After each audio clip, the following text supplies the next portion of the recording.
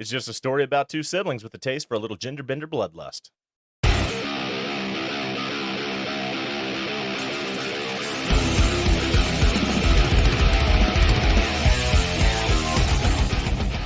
What's up, horror freaks? I'm your undead horror guide, Boney Stiff, and welcome back to the Emporium of Dread.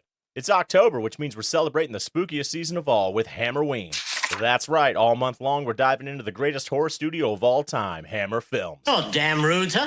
I'm afraid that stupidity always brings out the worst in me. And today on this episode of 5 Minute Matinee, we're getting into a real gender bender nightmare with 1971's Dr. Jekyll, Sister Hyde. I hope you're not going to be too vigorous, dear. I mean, it's been a long, hard night, and I don't want to... This film spins the tale of our boy Dr. Jekyll, played by a very intense Ralph Bates, who's cooking up a brand new serum. And get this, he's not just trying to stop death. Oh no, he's concocting something that'll turn him into a woman, and not just any woman, his darker, deadlier alter ego, Sister Hyde, played by Martine Beswick. This film was definitely ahead of its time, and Hammer Films is not afraid to push the boundaries with this bizarre gem. The film is packed with Hammer horror veterans, such as the lead role of Dr. Jekyll himself, played by Ralph Bates, who also starred in 1970's horror of Frankenstein. How do you do? I'm Victor Frankenstein. Bates would also star in 1971's Lust for a Vampire. Alongside Bates, playing his homicidal alter ego is the charming Martine Beswick, who also starred in Hammer's 1966 film 1 Million Years BC alongside Raquel Welch, and in 1967's Prehistoric Women.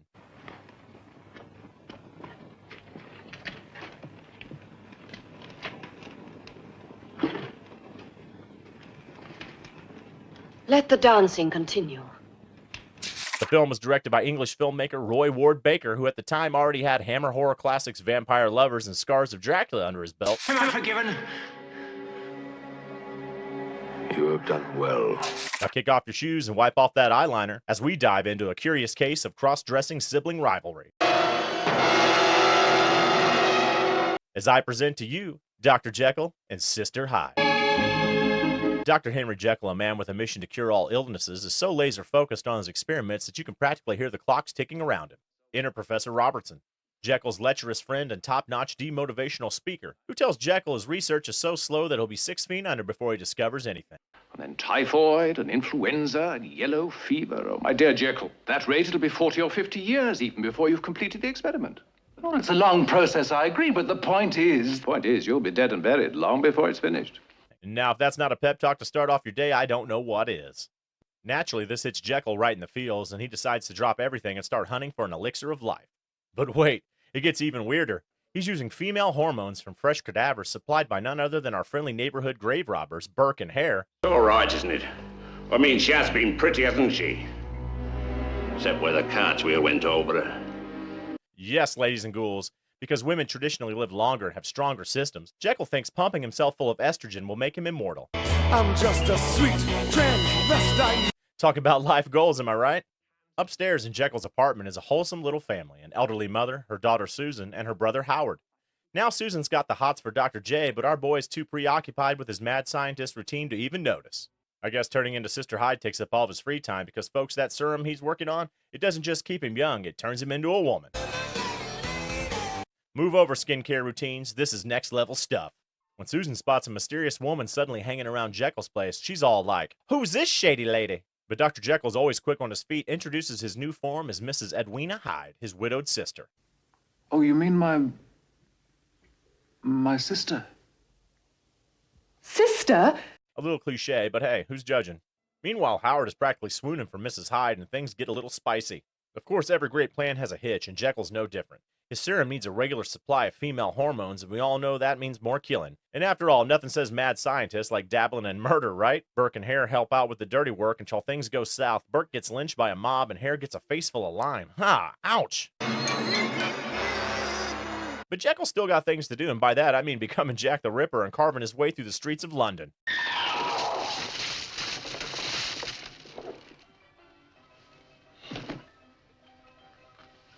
Meanwhile, good old Professor Robinson starts putting 2 and 2 together and suspects Jekyll of a series of recent murders. The good professor camps outside Dr. J's apartment to see if he can prove his theory, but Jekyll's way too smart for their trap and sends out his alter ego to do the killing for him. Do you mind if I walk a little way with you for company? Well, with a murder about, I'll be glad of it. Miss Hyde, who's really enjoying her killing spree, even seduces and murders Professor Robinson when he gets a little too curious about the mounting body count.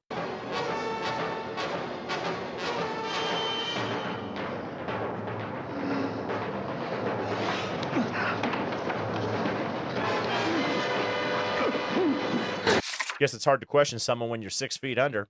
Later, poor Howard falls for Sister Hyde's powers of seduction, putting him in an awkward situation. Excuse me. Your balls are showing. As Mrs. Hyde grows stronger, Jekyll's starting to lose the battle for control. Imagine trying to get dressed up for the opera and finding yourself reaching for a gown instead of your tux. Yeah, things are going sideways for old Jekyll. Now, poor Susan's all heartbroken when Jekyll stands her up for the opera and she decides to go alone. Big mistake! Mrs. Hyde sees Susan as prime fresh blood, literally. Hyde stalks her through the foggy streets of London, but at the last moment, Jekyll's willpower kicks in and saves Susan from becoming another victim.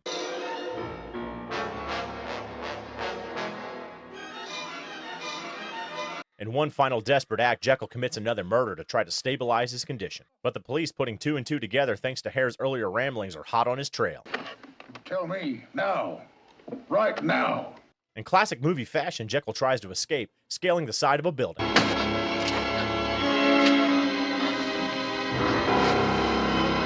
But wouldn't you know it, the transformation kicks in mid-climb. He tumbles to his death as a blend of Dr. Jekyll and Sister Hyde, an unholy cocktail of gender splattered on the streets below. Talk about going out with a bang.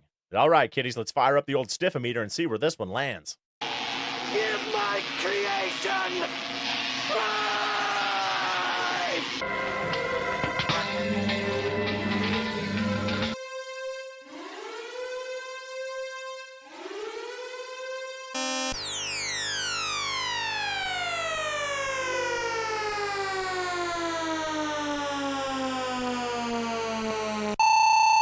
Ha-ha! Cross-dressing bloodfest. Well, horror freaks, there you have it. A fantastic Hammer classic that's way ahead of its time.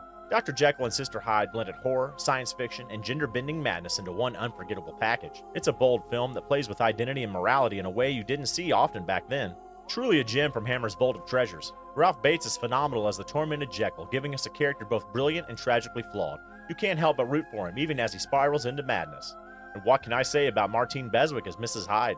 She's seductive, sinister, and utterly captivating. Together, they create a Jekyll and Hyde duo that's impossible to forget. Now, before we wrap up, I just want to take the time to thank everyone for watching. The channel is close to hitting 500 subs, and I'd love to hit that milestone by the end of the year. So if you're enjoying the spooky ride, make sure to smash that subscribe button so you don't miss out on what's next. Speaking of which, I'd love to know what movie you want me to cover next. Drop it in the comments, and maybe your pick will be featured in an upcoming episode. And of course, don't forget to like, share, and ring the undead life out of that bell so you never miss out on another fright-filled episode. Until next time, horror freaks, keep the lights low and stay stiff.